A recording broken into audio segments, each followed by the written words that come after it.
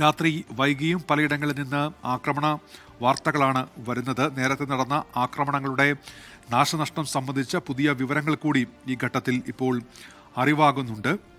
മുഹമ്മദ് റഹീസ് ചേരുന്നുണ്ട് ഇപ്പോൾ ദുബായിൽ നിന്ന്. റഹീസിയും പുതിയ ഈ ട്രക്കുകൾക്ക് അനുമതി നൽകുന്ന വാർത്തയുൾപ്പെടെ മറ്റെന്തൊക്കെ പുതിയ വിവരങ്ങളുണ്ട് ഇപ്പോൾ മുഹമ്മദ് റഹീസ്?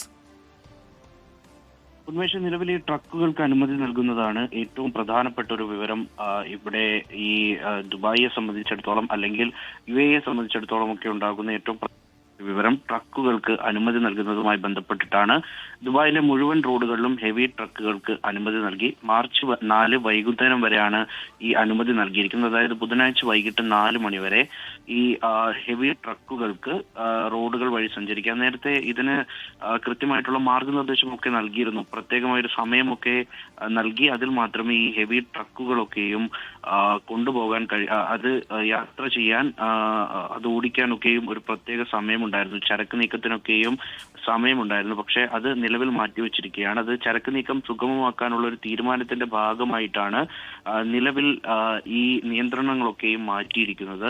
അതിൽ തന്നെ എയർപോർട്ട് ടണൽ, ഷിന്തഗ ടണൽ എന്നീ തുരങ്കപാതകൾ ഒഴികെയുള്ള റോഡുകൾ വഴിയാകണം ഈ ചരക്കു നീക്കം ഹെവി ട്രക്കുകൾ ഓടിക്കാൻ പാടുള്ളൂ എന്നുള്ളത് അറിയിച്ചിട്ടുമുണ്ട്. എന്തായാലും മാർച്ച് 5 മുതൽ നേരത്തെയുള്ള നിയന്ത്രണങ്ങൾ ബാധകമാകും എന്നുകൂടി പറഞ്ഞു വെക്കുകയാണ്.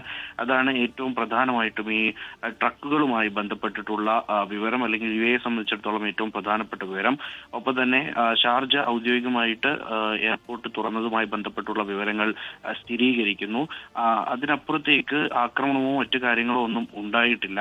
വൈകിട്ട് അബുദാബിയിൽ ഉണ്ടായ ആക്രമണമാണ് ഏറ്റവും ഒടുവിലായി UAE സംബന്ധിച്ചിടത്തോളം ഉണ്ടായിട്ടുള്ള ഒരു അപകടം. അതിനപ്പുറത്തേക്ക് മറ്റൊന്നും UAE സംബന്ധിച്ചുണ്ടായില്ല. ഇതുവരെ ഏതൊക്കെ തരത്തിലാണ് ആക്രമണത്തെ ചെറുത്തത് എന്നുള്ളതിന്റെ വിവരങ്ങൾ അത് ഓരോ രാജ്യങ്ങളും പുറത്തുവിടുന്നു. എന്നതിനപ്പുറത്തേക്ക് മറ്റു രീതിയിലേക്ക് ഒരു അപകട സാധ്യതയോ അല്ലെങ്കിൽ ഏതെങ്കിലും നിലക്ക് ആശങ്കയുണ്ടാക്കുന്ന വിവരങ്ങൾ നിലവിൽ എന്തായാലും UAE-യിൽ നിന്നില്ല. ഒപ്പം തന്നെ ഗൾഫ് രാജ്യങ്ങളിൽ നിന്ന് ആഗമനം ഇല്ല എന്നാണ് നിലവിൽ സൂചിപ്പിക്കുന്നത്. കഴിഞ്ഞ 2 ദിവസവും രാത്രി ചെറിയ രീതിയിലുള്ള ആക്രമണങ്ങളൊക്കെയും നടന്നിരുന്നു UAE-യിൽ.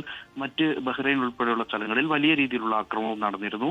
എന്തായാലും നിലവിൽ ഇന്ന് രാത്രി ഈ സമയം വരെയും അലേർട്ടുകളൊന്നും എത്തിയിട്ടില്ല.